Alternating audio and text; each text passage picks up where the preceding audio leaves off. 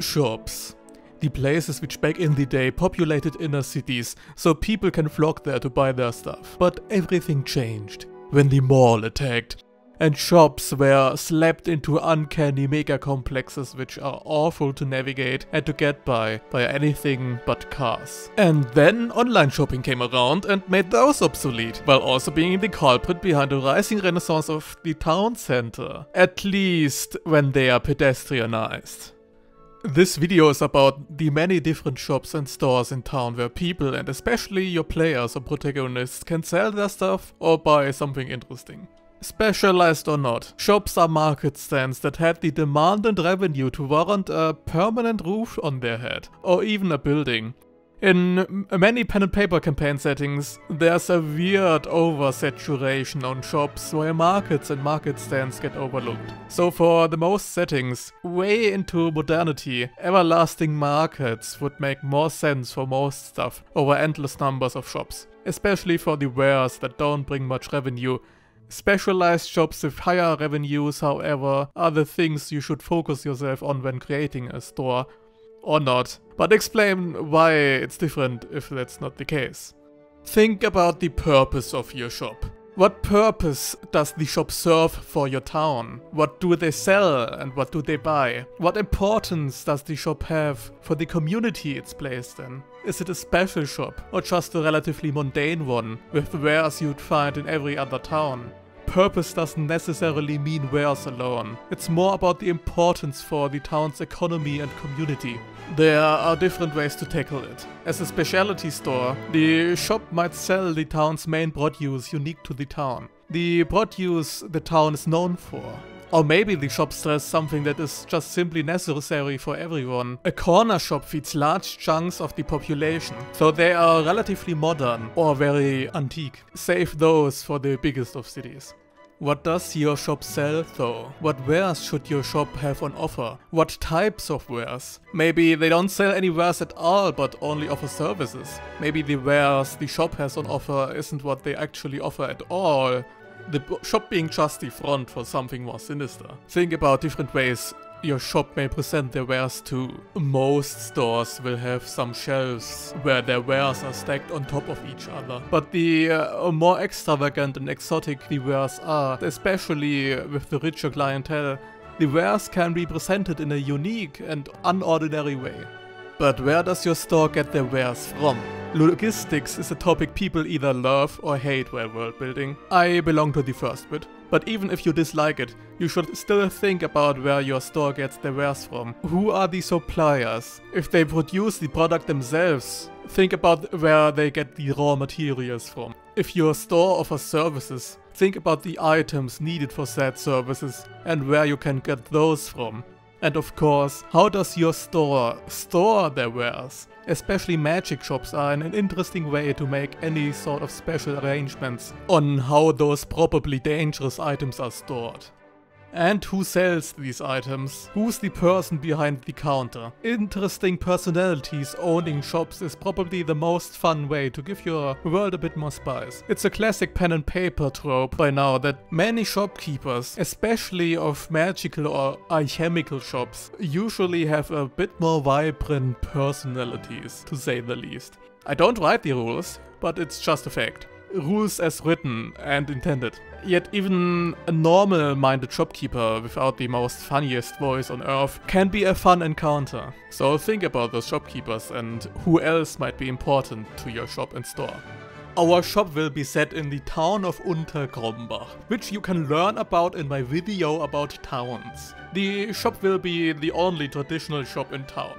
There's a small market hall for the colder months and when it's raining, but no other store. The store's clientele doesn't even consist of the town's residents, but mostly of spellcasters, alchemists and magical artisans, and other people who need magical resources. The shop sells magical ingredients and resources from the magical beasts, monsters and herbs slain or gathered in the vast forests surrounding the town. People from all around the continent flock to that single store, looking for ingredients that one might find just within the reaches of the local mountains. Others are store owners on their own and buy a bunch on stock. The town profits from the revenue earned as the entire clan is the shop's owner. The earnings get utilized for town projects and whatever else the entire Kromsvolk clan might need as a group. Beyond that, the shop brings life into town that wouldn't even think about getting up there and spend their money if it weren't for the ingredients. The shop will be stacked with freshly gathered magical ingredients. To give examples for the herbs, there is a white Kaltbrandwort, red Dragsnettle or Gromsfennel.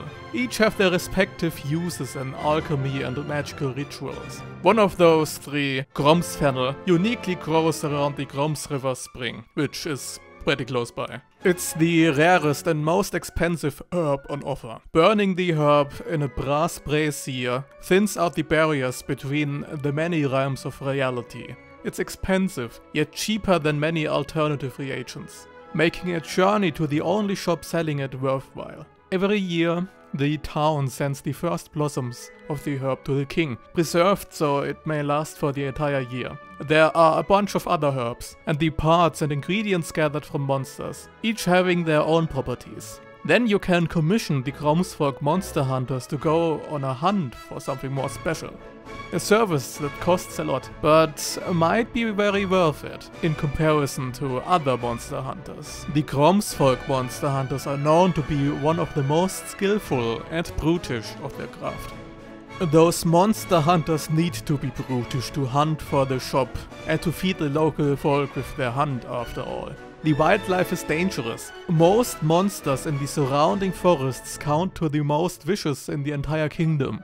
A single mistake might cost a monster hunter's life. But that's just one reason for the rare prices. The herbs are plucked by the townsfolk, usually accompanied by monster hunters to protect them, since most herbs grow in areas that naturally attract the most aggressive fauna, while the herbs are directly delivered to the shop. The monsters are first sacrificed and later sanctified. The hag the town has several contracts with, named Gundrada, gets the first part to choose from. Then the magical ingredients can be harvested. In the store, the herbs get sealed into simple jars they close off with some druidic runes that keep magical creatures and beasts away. The entire store is protected in a similar way, even more so than the other buildings in town. All ingredients get stored and shelved in the state that makes them shelfable the longest, without turning. Either grinded, dried, or stored in special alchemical liquids. The liver of a Worldbuilding, a rare fey creature wandering the forests, may need the most extravagant way to be stored. A chicken has to hatch the egg-shaped liver like its own egg, which is why the store owners sell some normal chicken eggs along everything else too.